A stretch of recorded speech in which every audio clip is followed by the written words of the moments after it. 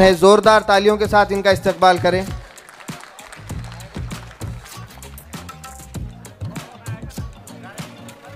मैं फौजिया खान मैम हम सब के दरमियान में मौजूद है, मैं उनसे अदबन गुजारिश करता हूं कि वो आए और उनके ख़यालात हम सब के सामने रखें।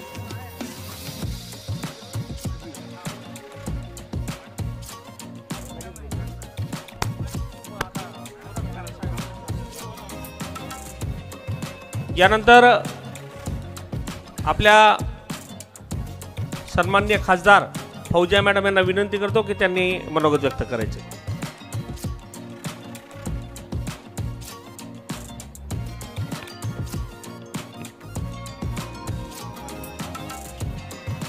महाविकास आघाडीचे अधिकृत उमेदवार माजी आमदार आदरणीय विजयरावजी भांबळे यांच्या प्रचारार्थ जी सभा होत आहेत त्याच्यासाठी उपस्थित मंचावर सर्व सन्माननीय व प्रचंड मोठ्या संख्येत उपस्थित बंधू व भगिनींनो, मी विनंती करायला आलेली आहे की यावेळी महाविकास आघाडीची सरकार आपल्याला स्थापन करायची आहे आणि त्याच्यासाठी आपल्याला आता जवाबदारीने मतदान करना आवश्यक है। ये जरूरी है कि इस बार हम पूरी जिम्मेदारी के साथ वोट करें, सोच समझ के वोट करें, क्योंकि ये वोट हमारा मुस्तकबिल तय करता है, हमारे आने वाले दिन कैसे रहेंगे वो तय करता है। इसीलिए ये वोट ना खेल कूद का नाम है, ना कोई हम लोगों का कोई बहुत बड़ा जश्न हो रहा है, ऐसा नहीं है। न ये इलेक्शन कोई पैसे कमाने का वक्त होता है, न दुश्मनी निकालने का वक्त होता है, न जात पात के एक दूसरे को बांट के हम लोगों को उसके नाम पर वोट करने का समय होता है। ये समय होता है अपने हित की सरकार को चुन के दे, ताकि वो सरकार हमारे लिए वो पॉलिसी बनाए जिससे हमारी जिंदगियां महफूज और ऐसे रहें कि जो हमारे लिए 5 साल अगले सरकार की पॉलिसी के तहत हमारे घर में जितना हम उत्पन्न लाते हैं, जितना इनकम लाते हैं, उससे बढ़ के हमारा खर्च ना हो। ये सब कंट्रोल करने वाली सरकार हमको चाहिए और वह सरकार ऐसी रहना चाहिए जो इस मुल्क के दस्तूर पे चलने वाली सरकार हो, जात पात में बांटने वाली सरकार ना हो।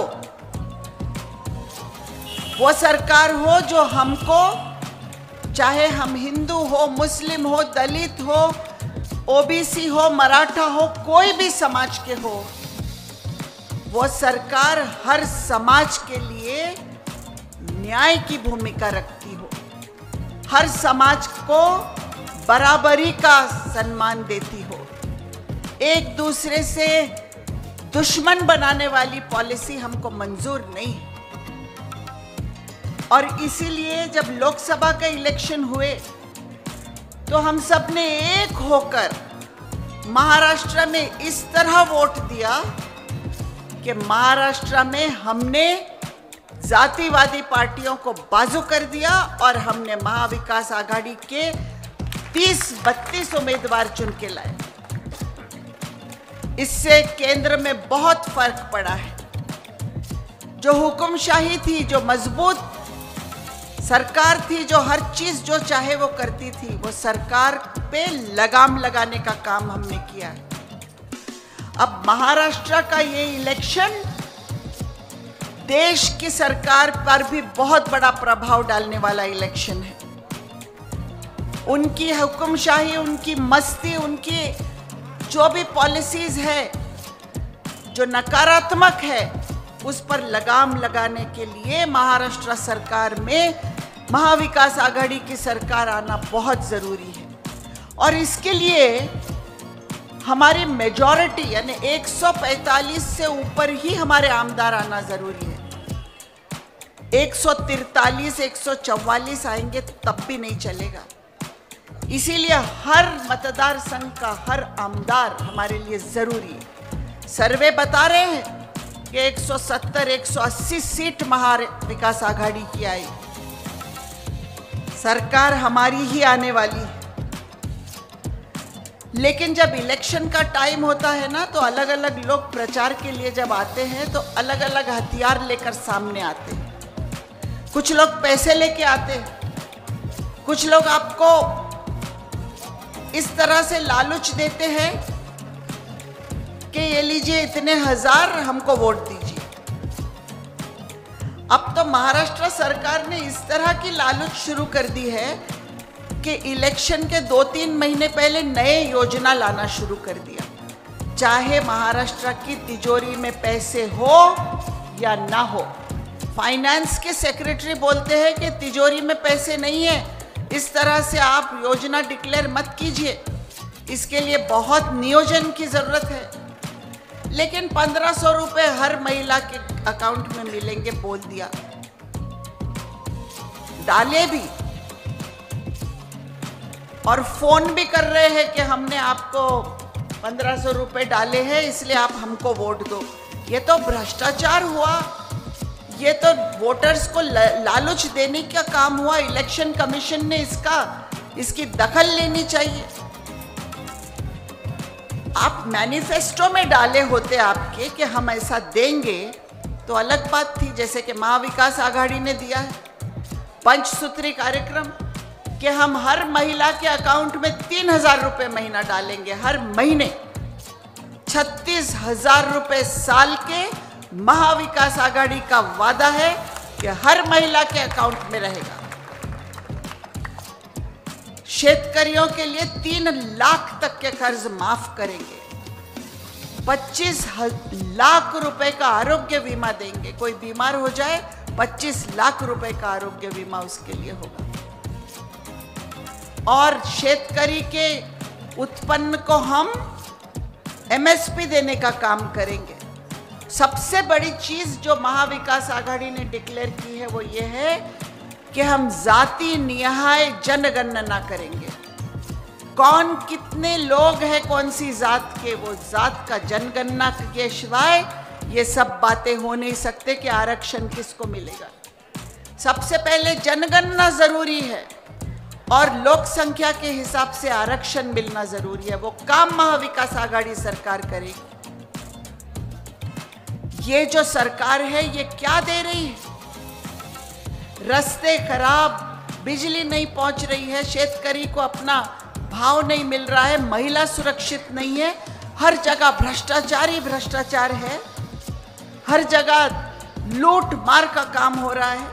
50 खोके एकदम ओके, किसी भी पार्टी का आमदार हो उसको फोड़ लो, उसको पैसे दो, उसको अपने सरकार में बिठा लो। ये न कोई एथिक्स है न कोई नीतिमत्ता है इनके पास, बस किसी तरह सत्ता में रहना है। और सबसे बड़ा हथियार जिसका उपयोग हो रहा है वो है जाति जाति में आपस में लड़ाना। हर जगह प्राइम मिनिस्टर आ रहे हैं, गृह मंत्री आ रहे हैं, दूसरे मुख्यमंत्री आ रहे हैं दूसरे स्टेट्स के, सबका काम यही है बटेंगे कटेंगे, फलाना हो जाएगा, ये तुमको धोखे से मार देंगे, फलाना कर देंगे, ये जिहाद कर देंगे। ये कोई बात है? आप शेतकरी की बात करो, आप मजदूर की बात करो, आप छोटे मोटे धंधे करने वालों के उत्पन्न की बात करो, आप सरकार के प्राइम मिनिस्टर हो, आप ये बात करो कि हम सबको महफूज रखेंगे, हम सबके लिए ऐसे कायदे बनाएंगे कि सबकी सुरक्षा रहेगी।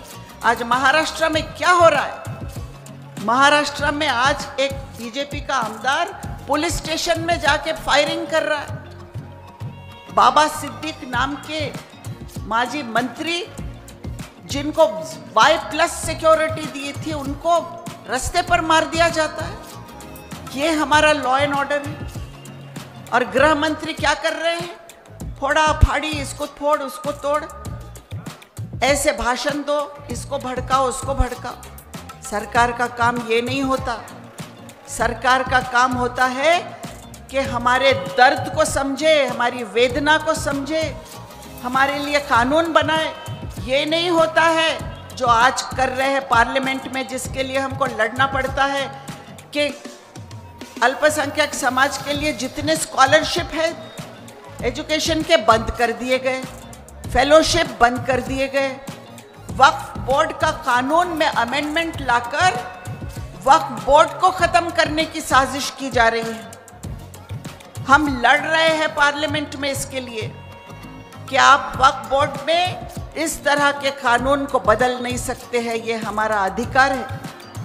किसी भी समाज के मजहबी मामले में ऐसा नहीं है जो मामला ये वक्फ बोर्ड के लिए कर रहे हैं। चाहे वो हिंदू समाज हो, बुद्धिस्ट समाज हो, सिख समाज हो, सबके अपने अपने कायदे हैं, कानून है, सबको अपना अपना अलग से अधिकार है।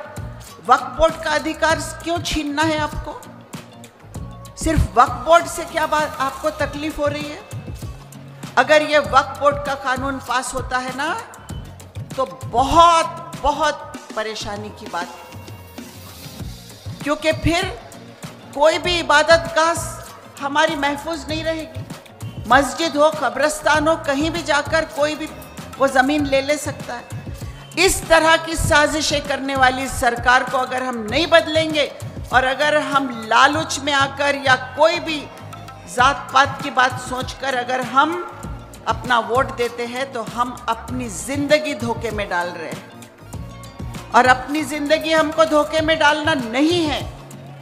इसीलिए जैसे लोकसभा में हम सब ने मिल के वोट दिया, ये नहीं सोचा कि हमारे पास कोई आ रहा है, कोई कुछ बोल रहा है, हमको पूछ रहा है, नहीं पूछ रहा है।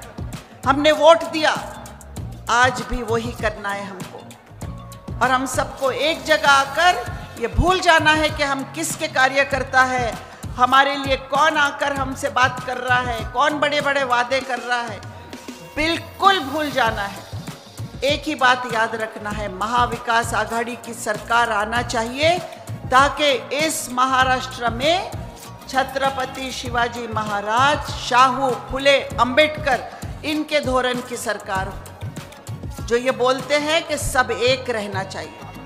हमको वोट देना है, ये सोच के नहीं देना है हमको कि हम मुसलमान हैं इसलिए मुसलमान को वोट दे रहे हैं, हम हिंदू हैं इसलिए हिंदू को वोट दे रहे हैं, हम दलित हैं इसलिए दलित को वोट दे रहे हैं। नहीं, हम हिंदुस्तानी हैं इसलिए हिंदुस्तानी को वोट दे रहे हैं, हमको उसी लिए वोट दे रहे हैं। और आने वाले 20 तारीख को महाविकास आघाड़ी का जो उम्मीदवार है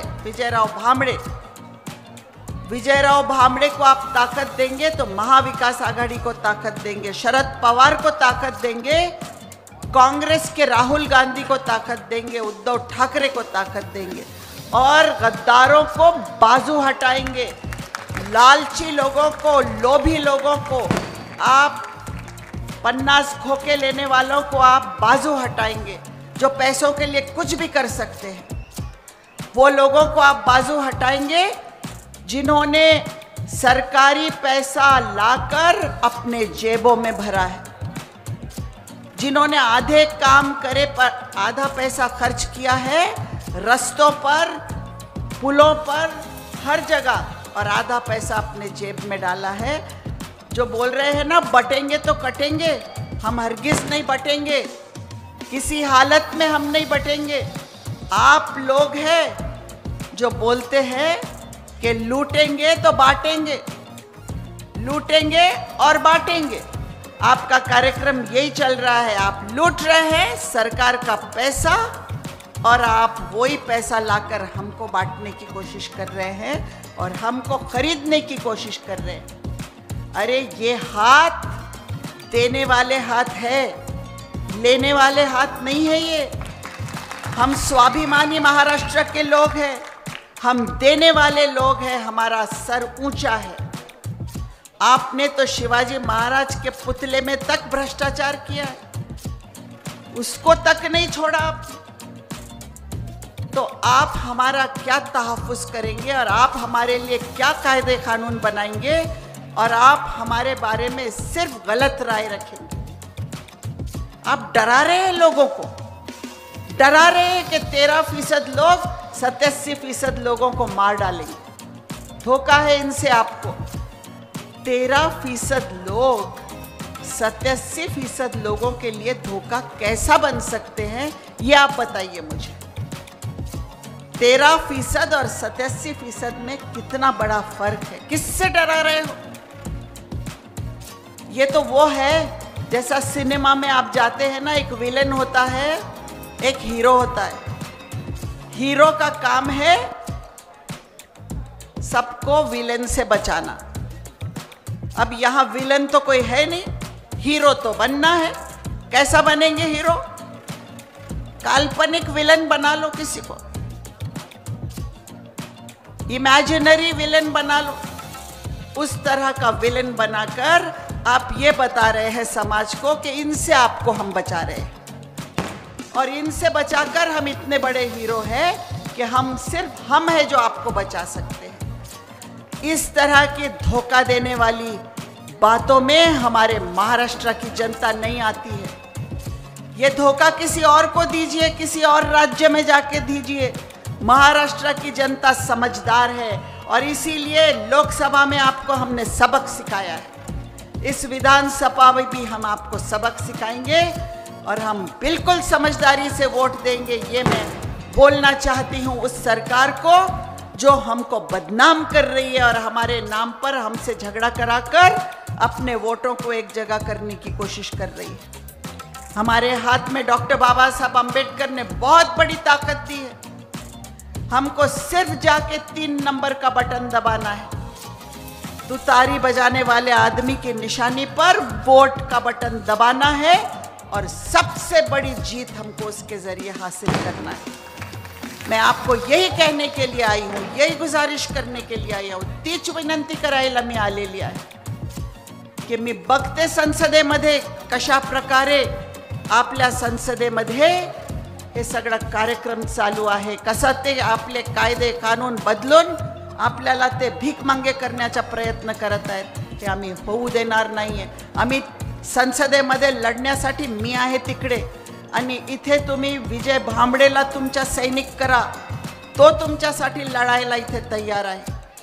तो बस मैं आपसे इतनी विनंती करती हूँ, 20 तारीख को घर में एक भी इंसान को मत रहने दीजिए। 100% लोगों को बूथ पर ले जाइए, वोट दिलाइए और महाविकास आघाड़ी की सरकार चुन के लाइए।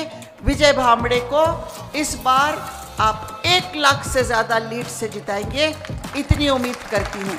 यही गुजारिश करती हूँ और इजाज़त चाहती हूँ। धन्यवाद। जय हिंद, जय महाराष्ट्र।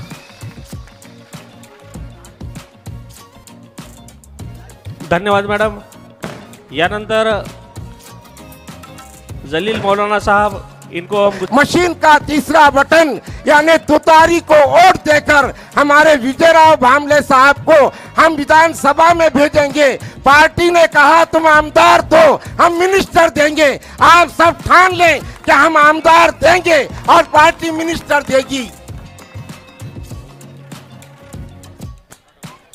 विजयराव भांबळे साहेबांचा, विजयराव भांबळे साहेबांचा।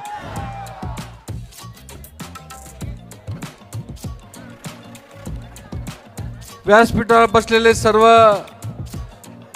महाविकास आघाडीचे प्रमुख आणि आजच्या ह्या शेवटच्या सभेसाठी उपस्थित असलेले माझ्या जिंतूर शहरातील सर्व माझे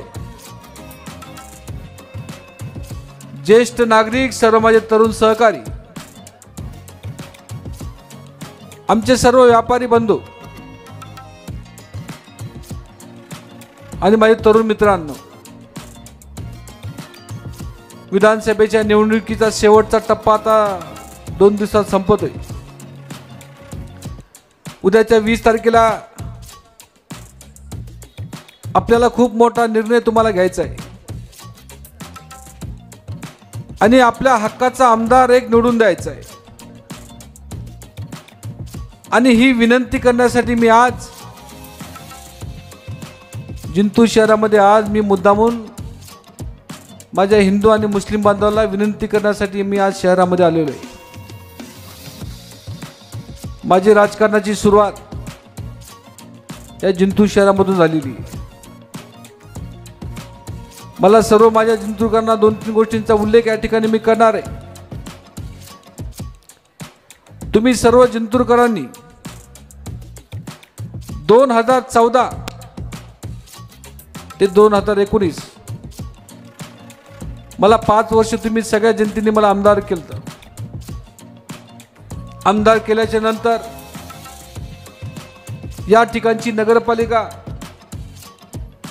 ती पण आमच्या विचाराची निवडून देण्याचं काम तुम्ही सगळ्या लोकांनी केलं होतं. 5 वर्षाच्या कार्यकाळामध्ये माझा आमदारकीचा कार्यकाळ बघा. आमच्या भाभी नगरपालिकेचे अध्यक्ष होते, त्यांचा काळ बघा. कशा पद्धतीने आम्ही कामं केली. आजही त्या कामेचा उल्लेख तुम्हाला बघायला मिळतोय. तो माझा हिंदू बांधव असेल, तो माझा मुस्लिम बांधव असेल, तो माझा दलित बांधव असेल, सगळ्या समाजाचे काम करण्याची भूमिका विजय भांबळे व त्यांच्या सर्व कार्यकर्त्यांनी इमानी इतबारे 5 वर्ष ह्या मतदारसंघात काम करण्याचा प्रयत्न आम्ही त्या ठिकाणी केला होता. आता 5 वर्ष यांचे बघा, शहराची काय दुरावस्था आहे, तालुक्याची काय दुरावस्था आहे. आमच्या जिंतूर शहरामध्ये 8-8 दिवस लाईट राहत नाही. मला अनेक लोक फोन करतात की आमच्याकडे लाईट नाही, पिण्याचं पाणी येत नाही, स्वच्छता होत नाही, रस्ते खराब झाले, आमचं कुठलंही काम होत नाही. अशा प्रकारची तक्रार या 5 वर्षामध्ये अनेक लोकांनी माझ्याकडे केली. पण त्याचं उत्तर आणखीन सुद्धा आमच्या लोकांना आमदाराकडून मिळालं नाही. ही सुद्धा गोष्ट आपण सगळ्या नागरिकांनी समजून घेतली पाहिजे. काल या देशाचे एक गृहमंत्री आलते, अमित शहाजी. त्यांच्या भाषणामध्ये काही लोकांनी माझ्यावरती टीका केली की विजय भांबळेंनी खूप मोठं घर बांधलं, अशी टीका केली माझ्यावर. त्याचा मी उल्लेख करणार आहे. मी 2006ला मी माझं स्वतःचं एक 2 रूमचं घर बांधलेलं आहे. मी ज्या ठिकाणी राहतो तिथं 2 बेडरूम आहेत आणि एक किचन रूम आहे. त्या 3 रूममध्ये मी 17 वर्षापासून राहतो. म्हणजे 3 रूमचं घर. माझे वडील मंत्री होते, मंत्री असून सुद्धा मी 3 रूमच्या घरामध्ये 17 वर्ष राहिलो. 17 वर्ष त्या घरात राहिलो मी, 17 वर्ष त्या 3 रूमच्या घरामध्ये. आणि आता मी जे घर बांधलं, मी बँकेचं लोन काढलं आणि बँकेचं लोन काढून मी ते घर बांधले. मी कुठल्या हरामची प्रॉपर्टी कमवलेली नाही. त्या नेत्यांना सांगायचं अर्बन बँकेत जा, सावजी साहेबांच्या बँकेत जाऊन बघा की त्या घरावरती किती लोन काढलेले, किती कर्ज काढलेले. कर्ज काढून ते घर बांधलेले. कोणाच्या हरामचे पैसे खाल्ले नाहीत, कोणाची बँक लुटली नाही, पीक विमा खाल्ला नाही. मी कोणाचा पैसा खाऊन घर बांधलेलं नाही. तुम्ही ऑनलाईन चेक करू शकता की त्या घरावर किती लोन काढलेले. अशा प्रकारचा आरोप माझ्यावरती काल परवा केला. एक त्यांचे छोटे भाऊ, त्यांनी एक आरोप केला, व्यापाऱ्याचे दुकान पाडले. कोणी पाडले? आणि त्या व्यापाऱ्यांना आम्ही दुकान दिले होते. आमचे तालुका अध्यक्ष मनोज चिटेला मी सभापती केलं. अनेक व्यापारी आले माझ्याकडं. त्यांनी सांगितलं आम्हाला धंद्या पाण्यासाठी एखादी जागा द्या. मी सांगितलं देऊन टाक. जागा देऊन टाकली. त्यांनी बांधकाम केलं. त्याची परवानगी आणली आम्ही सरकारकडून. परवानगी आणल्याच्या नंतर मार्केट कमिटी त्यांच्या ताब्यात गेली की लगेच नोटीस काढल्या की हे दुकान पाडून टाका. आणि सकाळी 5 वाजता 5 पोकलँड आणले आणि त्या गरीब सर्वसामान्य लोकांचे कुटुंब उद्ध्वस्त केले. त्यांना पोटा पाण्यावर उठून टाकलं. अशा प्रकारचं फालतू राजकारण मी कधी केलं नाही. मी नगरपालिकेचं मी त्या दिवशी उदाहरण सांगितलं. पोलीस स्टेशनच्या बाजूला 4 दुकान होते. ते दुकान म्हणजे मी त्या दिवशी भाषणात सांगितलं की ते दुकान उठू लागले, पण मी उठू दिले नाही. अशा प्रकारचं फालतू राजकारण मी कधी केलं नाही, हे सुद्धा मला आजच्या कार्यक्रमाच्या निमित्ताने लोकांना सांगायचं आहे. आणि आज जी मार्केट कमिटी चालू आहे, किती त्रास आहे. किराणा दुकानला कधीही टॅक्स लागला नाही, कधीच लागला नाही. आत्तापर्यंत जेवढ्या मार्केट कमिट्या होत्या त्या मार्केट कमिटीमध्ये कधीच किराणा दुकानला टॅक्स कधी लागला नाही. पण यांच्या काळामध्ये आता किराणा दुकानाला सुद्धा टॅक्स लागतोय. किराणा दुकानला टॅक्स लागला म्हणजे लोकांकडून ते जास्ती पैसे आता तो दुकानदार घेणारच, त्याची काय चूक नाही. अशा प्रकारची टॅक्स वसुली या मार्केट कमिटीमध्ये सुरू आहे. अहो मला सांगा, मला काही व्यापाऱ्यांना सांगायचं, काही व्यापारी त्यांचं बरंचसं काम करले. आता ती बीडी कोकराला मला सांगायचं, आता आहेत का नाही जवळपास आहेत का मला माहीत नाही. अरे ते बीडी कुकडाला सांगायचं तुमचं दुकान ते रेमंड शोरूम आहे का, त्या रेमंड शोरूमवर माजी आमदार त्यांचे बंधू अण्णासाहेब बोर्डीकरनं ताबा केलता, बरोबर आहे. तेव्हा ताबा केलता, ते ताबा उठासाठी विजय भांबळे पुढे आलता. विजय भांबळे लक्ष ठेवा. ते रेमंडचं शोरूम माझ्यामुळे उभं आहे आणि तुमच्या दुकानावर पैसे वाटाले का आता.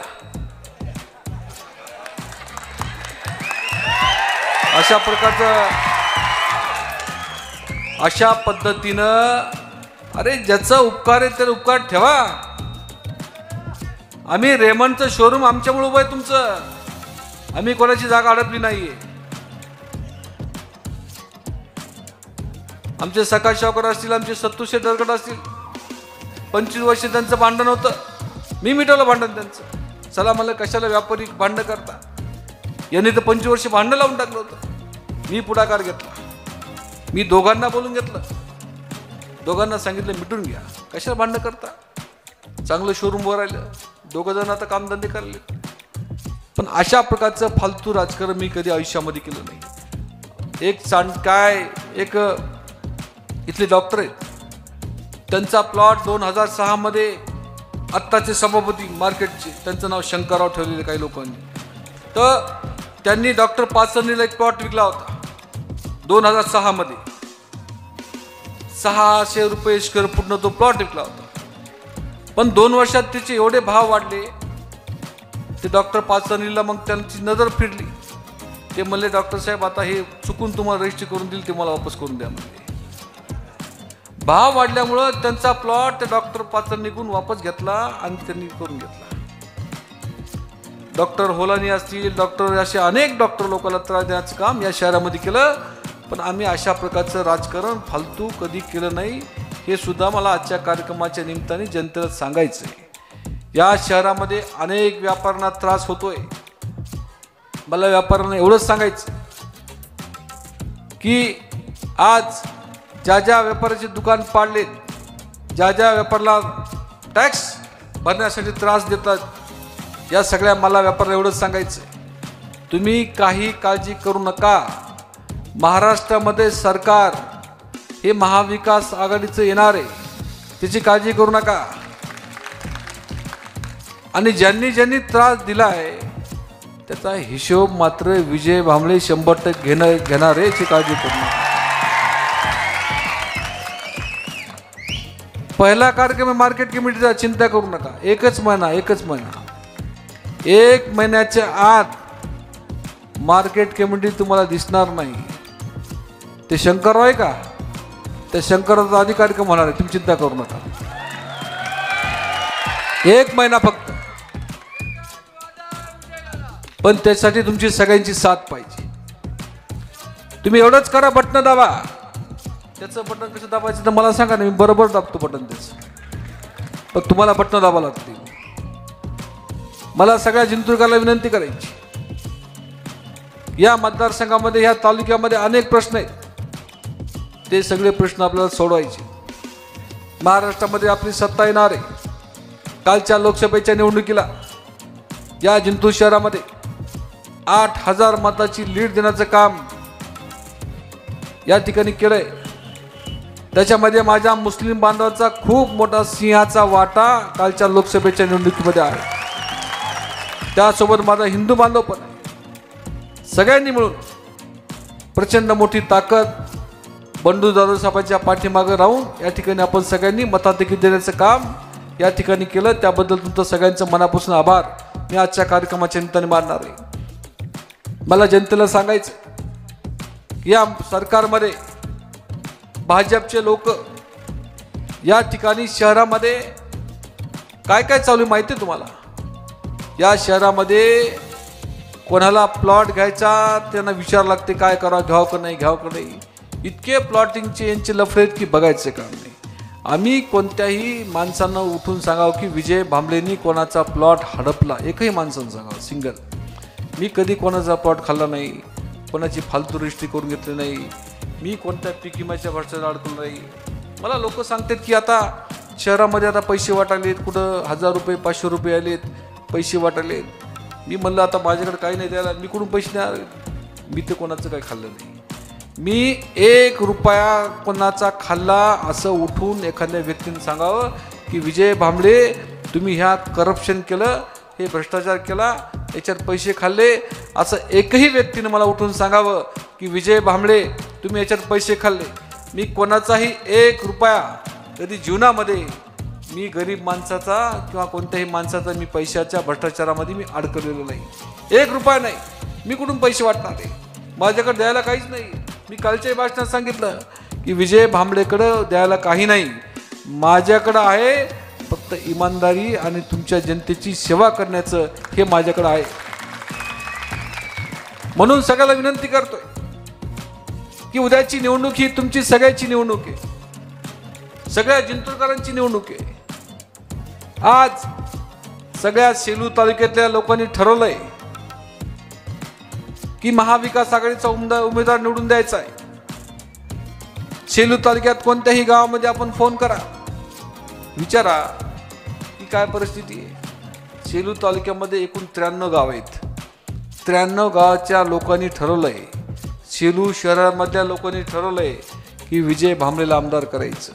अरे सेलू तालुक्यात माझा जन्म झालेला नाही, तिथं माझी जन्मभूमी माझी कर्मभूमी जिंतूर आहे. मग तुम्ही एक ठरवा की सेलू तालुका एवढ्या ताकदीनिशी आपल्या पाठीमागे उभा आहे आणि जिंतूरमध्ये शहर जिथं माझा जन्म झालेला आहे, तुम्ही सेलूपेक्षा जास्त जिंतूरकरांनी माझ्या पाठीमागे उभं राहावं अशा प्रकारची विनंती मी आजच्या कार्यक्रमाच्या निमित्ताने करणार. माझं स्वप्न आहे की जिंतूर शहर मला चांगलं करायचं. मी ठरवलंय. माझा जाहीरनामा तुम्ही बघितला का नाही मला माहीत नाही. तुमच्या सगळ्याच्या आशीर्वादाने मी जर आमदार झालो तर मला शहरामध्ये चांगलं काम करायचं. या ठिकाणी एक नाट्यगृह आम्हाला करायचं आहे. आम्हाला एक मंगल कार्यालय सुंदर बांधायचं. त्या मंगल कार्यालयाची किंमत फक्त 5000 रुपये राहील. गरीब माणसाला एखादं मंगल कार्यालय मिळत नाही, 2-2 लाख रुपये खर्च येतोय. आणि एक सुंदर मंगल कार्यालय बांधण्याचं काम मला या ठिकाणी करायचं. आणखीन आमच्या मुस्लिम बांधवांची मागणी आहे, आणखीन 2 शादीखाने करायचे. नगरपालिकेची जागा 2.5 एकर, त्या ठिकाणी आपल्याला शादीखाना बांधायचा, एक चांगली शाळा करायची आणि एक चांगल्या प्रकारचं हॉस्पिटल बांधायचं. ते काम मला करायचं. शहरामध्ये मंदिर असेल, कब्रस्तान असतील, बाबासाहेब आंबेडकरांची कामं, समाज मंदिरची कामं असतील, ही सगळी कामं आपल्याला करायची. हे सगळे कामं मला करण्यासाठी तुमची साथ पाहिजे. विजय भांबळेकडे पैसा नाही, पण विजय भांबळेकडे काम आहे. म्हणून मला सगळ्या जिंतूरकरांना विनंती करायची, सर्व लोकांना विनंती करायची, कोणाच्या भूलथापाला बळी पडू नका. ही लोक फक्त निवडणुकीच्या काळात फक्त तुम्हाला मतदान मागायला येतात. निवडणूक झाली की त्यांचा फोन सुद्धा कधी लागत नाही. विजय भांबळेचं ऑफिस, विजय भांबळेचं घर, विजय भांबळेचं मोबाईल 24 तास सुरू आहे. माझा मोबाईल सुद्धा कधी बंद नसतो. निवडणुकीपुरता कार्यक्रम नाही आमचा. आम्हाला 5 वर्ष लोकांची सेवा करायची. पण याच मतदारसंघातले लोकप्रती 2 उमेदवार या ठिकाणी उभे आहेत समोर, एक भाजप आणि एक वंचित आघाडी. भाजपचे उमेदवार राहतात पुण्याला, वंचितचे राहतात मुंबईला. आता वंचितच्या उमेदवाराच्या बाबतीत मी कालही भाषणात सांगितलं, सुरेश भैया तुमच्या सोबतची जी चांडाळ चौकडी याच्याकडून जरा सावध राहा. पण ते सुरेश भैयाला आणखीन कळलं नाही. ती चांडाळ चौकडी त्यांना एवढं मोठं केलं आगाव साहेब, आता काय सांगावं. कोणाला सभापती केलं, कोणाला जिल्हा परिषदचं अध्यक्ष केलं, कोणाला नगर, अनेक पद दिले. मी बघितलं नाही कोण कोणत्या जातीचा आहे, कोण कोणत्या धर्माचा आहे, कोण कोणत्या पंथाचा, आम्ही कधी बघितलं नाही. आम्ही बघितलं का हे समाजाचं याला पद द्या. प्रत्येक समाजाला न्याय देण्याचं काम आमच्या पक्षाने केलं, आम्ही सगळ्यांनी केलं. आम्ही सगळ्यांचा मान सन्मान केला. अनेक जिल्हा परिषदचे अध्यक्ष पक्षाने केले, अनेक सभापती आमच्या पक्षाने केले, मी केले. पण अशा प्रकारचं जातीपातीचं राजकारण मी कधी आयुष्यामध्ये केलं नाही. आणि हीच मंडळी मागच्या विधानसभेच्या निवडणुकीला 2.5 लाखावर हे विकले, 2.5 लाखाला. आणि म्हणून सुरेश भाईला सुद्धा मला सांगायचंय, त्या दिवशी सांगितलं की ही चांडाळ चौकडी तुमच्या आजूबाजूला फिरायली, ही केव्हा भाजपला मॅनेज होतील काही सांगता येत नाही. 2 दिवसामध्येच हे भाजपचं काम करणार हे सुद्धा लक्षात ठेवा. आणि ही भाजपची बी टीम आहे. मी त्या दिवशी भाषणात सांगितलं ही भाजपची बी टीम आहे, वंचितची गँग ही फक्त माल हाणण्यासाठी याच्या पाठीमागे, दुसरं काही नाही. हे सुद्धा गोष्ट माझ्या प्रत्येक लोकांनी समजून घेतली पाहिजे.